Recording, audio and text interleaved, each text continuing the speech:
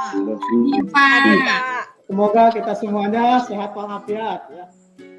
Baik, anak-anak sekalian, untuk doa saya persilakan kepada ketua kelas yaitu Ananda Firman untuk memimpin doa.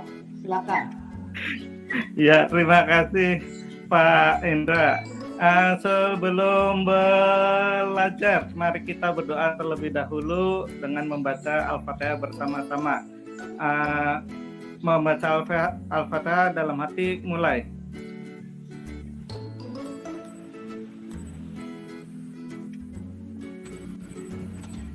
Selesai. Ya, silakan Pak Terima kasih kepada Ananda Firman yang sudah memimpin doa. Mudah-mudahan kita semuanya mendapatkan ilmu yang bermanfaat pada hari ini. Amin. Baik, Amin. Amin. Baik, anak-anak sekalian, di minggu yang lalu kita sudah membahas tentang hak dan kewajiban warga negara. Hari ini kita akan membahas tentang otonomi daerah.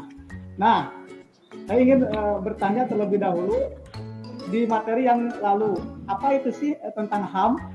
Ada yang masih ingat tentang HAM? Silakan.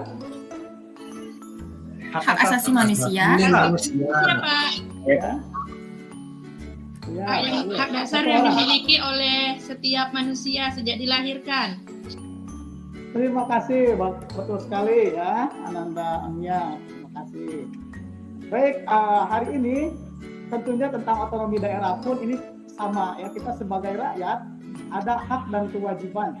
Sebagai warga negara kita punya hak dan kewajiban otonomi daerah, kemudian juga kita bisa mengetahui tentang bagaimana kewenangan antara pemerintah pusat dan pemerintah daerah, dan mudah-mudahan kita semuanya nanti bisa menyusun dan merancang penelitian sederhana mengenai kewenangan yang dimiliki oleh pemerintahan pusat dan pemerintahan daerah. Nah, nanti Bapak akan menyampaikan setelah untuk penilaiannya, kalian nanti ada diskusi ya. Kemudian juga nanti Bapak akan nilai yang pertama sikap selama kalian berdiskusi, kemudian mengeluarkan pendapat, dan juga bagaimana argumen-argumen atau jawaban-jawaban dari kalian. Baik, langsung saja memastikan di LKPD ya. Silakan nanti Ananda sekalian bisa berdiskusi dengan kelompoknya sesuai dengan tadi apa yang Bapak sampaikan di materi, kemudian link yang Bapak berikan. Baik, Bapak langsung ke LKPD ya.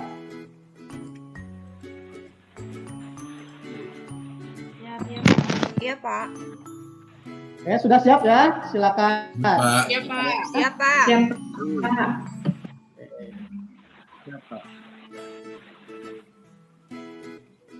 Nah, silakan ya untuk LKPD. Nah, untuk LKPD sendiri ini seperti ini ya. Nih, silakan nanti diisi nama sekolah, mata pelajaran, juga bisa juga di atasnya tolong dituliskan nama dan kelompoknya ya. Nah, sudah mulai diisi? Sudah, Pak. Sudah, Pak. Sudah, Pak. Ya? Oke, terima kasih. Ya, langsung juga mungkin Bapak akan langsung ini ya, akan bertanya sedikit kepada Anda. Pernah, Pak. Oke. Nah ya. Oke, kira-kira apa tuh otonomi daerah itu? Kewenangan pemerintahan daerah untuk mengelola pemerintahannya sendiri, Pak. Ya, luar biasa. Masya Allah, luar biasa. Alhamdulillah, luar biasa ya. Baik. Oke, sekarang untuk berdiskusi terlebih dahulu ya. Nah, ini petunjuknya sudah Bapak lihatkan. Yang pertama, petunjuknya silakan baca terlebih dahulu dan pahami apa yang ditampilkan pada link berikut ini. Nah, Bapak berikan waktu ya 10 menit. Iya, Pak.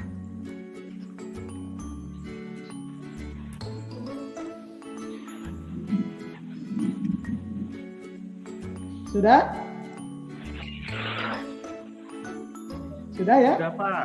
Oh, Pak. Sudah, Pak. Pak. Dua.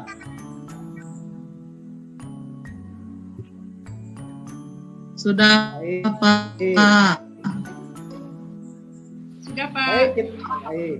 Tidak hanya ini ya, saya ingin Bapak ingin juga kalian melihat dari berbagai referensi, baik dari buku paket atau referensi-referensi.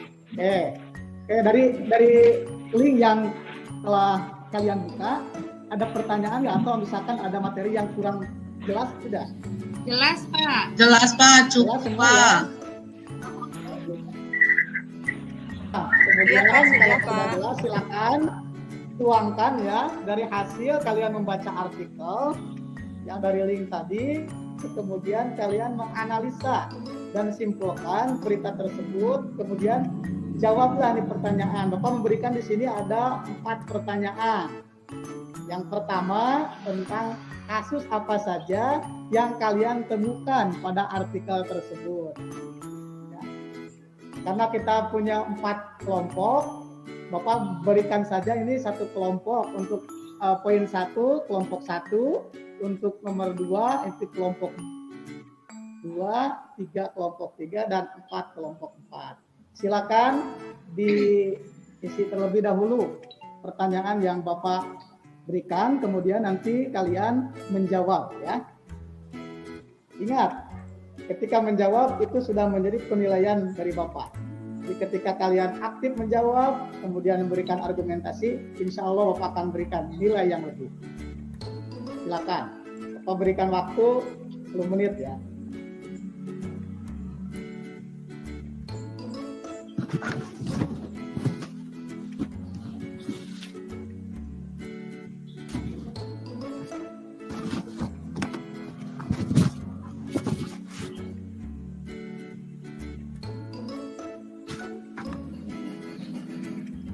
Sudah selesai? Sudah, Pak. Sudah, Pak. Pak, sudah. Sudah, Pak. Baik, sekarang Bapak ingin coba ke kelompok 1, silakan menyampaikan hasil temuan ya, hasil temuannya, biar rekan-rekan yang lain dapat mengetahui juga. Silakan untuk yang kelompok 1, kasus apa saja yang kalian temukan pada artikel atau berita yang ada di link tadi yang di atas. Silakan, kelompok 1. Kelompok 1 ini Pak untuk kelompok 1 Ananda Firman ya. Untuk kelompok 2 ketuanya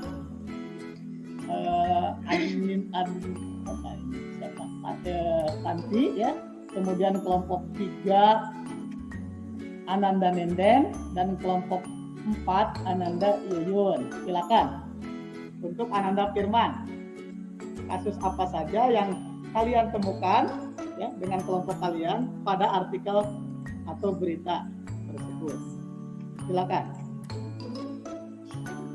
Ya, yang ditemukan, Pak. Ya.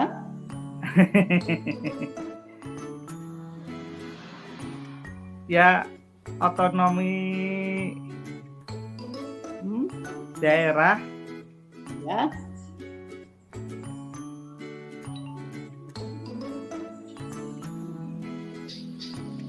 Tentang otonomi banyak raja-raja kecil, Pak. oke, betul. Ya, berita ada ya di artikelnya. Jadi artinya otonomi ya. Betul, banyak raja-raja kecil, Pak. Semua Itulah menjadi sendiri. kendala yang perlu kita analisa ya, supaya otonomi daerah ini bisa berjalan dengan baik. Baik, untuk selanjutnya saya berikan ke kelompok 2. Silakan. Kelompok 2. Ananda Tanti ya. Silakan.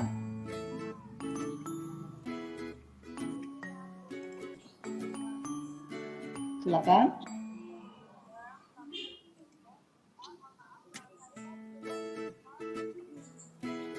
Nah, bagaimana tentang kewenangan pelaksanaan urusan dan fiskal? Ini yang silakan. Bisa terdengar, Pak? Bisa, ya silakan. Oh iya. Ini karena urusan urusan-urusan, pelaksanaan urusan dan fiskal itu kan urusannya pemerintah itu ya Pak Jakarta ya Pak pusat. Jadi kalau ya, di betul. otonomi daerah nanti menjadi kurang jelas begitu Pak. Ya, bagus. Terima kasih untuk kelompok 2 yang telah memberikan argumennya. Betul ya, karena memang untuk urusan pelaksanaan urusan fiskal sendiri atau istilahnya moneter ya, keuangan dan sebagainya, ini memang harus oleh kelompok pusat, artinya oleh pemerintah pusat. Jadi ketika diberikan ke daerah, ini bisa merusak ekonomi.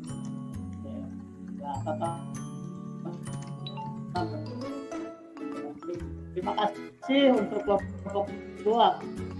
Kemudian untuk kelompok 3, nah saya berikan kesempatan Nenden tadi untuk memahami bagaimana hubungan struktural dan fungsional tentang pemerintahan pusat dan daerah. Kita langsung saja ke materi yang berikutnya.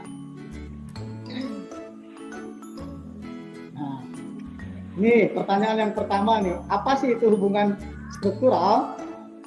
Kita mengetahui bahwa otonomi daerah ini sudah bergulir sejak tahun 2004 dengan dikeluarkannya Undang-Undang Nomor 32 Tahun 2004. Nah, secara struktural, Presiden ini merupakan pemegang kekuasaan tertinggi dalam penyelenggaraan pemerintahan di tingkat nasional. Ya, kemudian juga ada yang dinamakan dengan hubungan fungsional. Apa hubungan fungsional? Ini menyangkut atas pembagian tugas dan kewenangan yang harus dijalankan oleh pemerintahan pusat dan daerah. Di sini mungkin harus ada namanya balance ya, yang kita kenal dengan istilah good government atau pemerintahan yang baik. Maka di sini harus ada pembagian tugas dan wewenang bagi pemerintah pusat maupun pemerintah daerah, sebagaimana yang dijelaskan di dalam Undang-Undang Nomor 32 Tahun 2004. Nah, baik ya, anak-anak sekalian mungkin bisa dilihat tampilannya ya seperti ini. Tentang bagian pemerintahan di Indonesia menurut Undang-Undang Dasar 1945 sampai ke tingkat paling rendah. Sebetulnya setelah dari kepala desa atau lurah itu masih ada RW dan RT. Nah, ini yang perlu kalian ingat ya tentang penyelenggaraan pemerintahan di Indonesia. Ini ada 3 poin penting yang perlu kita pahami tentang sentralisasi, tugas pembantuan, kemudian desentralisasi. Ini untuk sentralisasi. Kemudian juga untuk desentralisasi ini hampir sama dengan otonomi daerah. Ya. Maka di sini bisa dilihat bahwa otonomi daerah adalah suatu bagian dari desentralisasi yang berarti di sini ada kebebasan dan kemandirian. Jadi kata kuncinya adalah kebebasan dan kemandirian. Oke, kemudian juga, nah ini otonomi daerah ya, yang tadi sudah disampaikan. Tadi sudah kelompok 3 dan kelompok 4. Ini tolong nanti dicatat ya dengan baik, dengan rapi. Nanti di pertemuan yang akan datang tetap harus mempresentasikan hasil dari temuan kelompoknya. Ya, baik Pak. Ya. Terima kasih kita tepuk tangan hari ini ya. Mudah-mudahan kita, materi yang Bapak sampaikan yang bermanfaat bagi kita semuanya. Berikan aplaus buat semuanya. Oke, mari kita berikan aplaus yang meriah. Assalamualaikum warahmatullahi wabarakatuh. Waalaikumsalam warahmatullahi wabarakatuh. Ya, luar biasa hebat. Ya, jempol 2 untuk Bapak Indra.